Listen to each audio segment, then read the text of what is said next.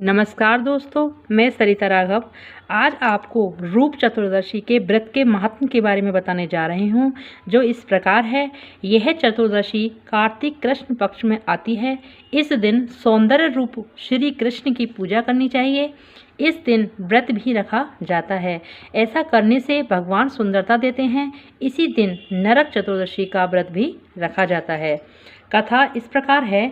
एक समय भारतवर्ष में हिरण्यगर्भ नामक नगर में एक योगीराज रहते थे। उन्होंने अपने मन को एकाग्र करके भगवान में लीन होना चाहा।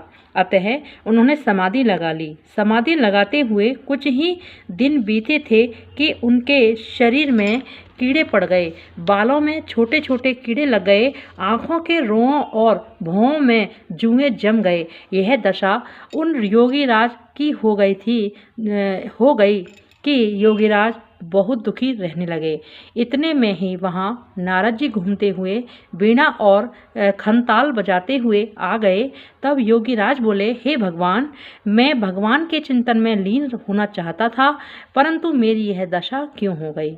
तब नारद जी बोले, हे योगीराज, तुम चिंतन करना जानते हो, परंतु देह आचार का पालन नहीं जानते हो, इसलिए तुम्हारी यह दशा हुई है। तब योगीराज ने नारद जी से देह आचार के विषय में पूछा।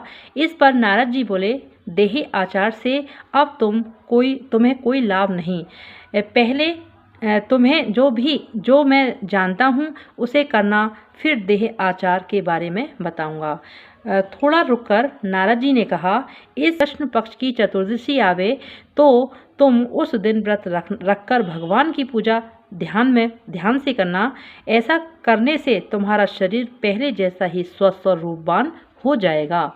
योगीराज ने ऐसा ही किया और उनका शरीर पहले जैसा ही हो गया। उसी दिन से इसको रूप चतुर्दशी कहते हैं। बोलो माता रानी की जय।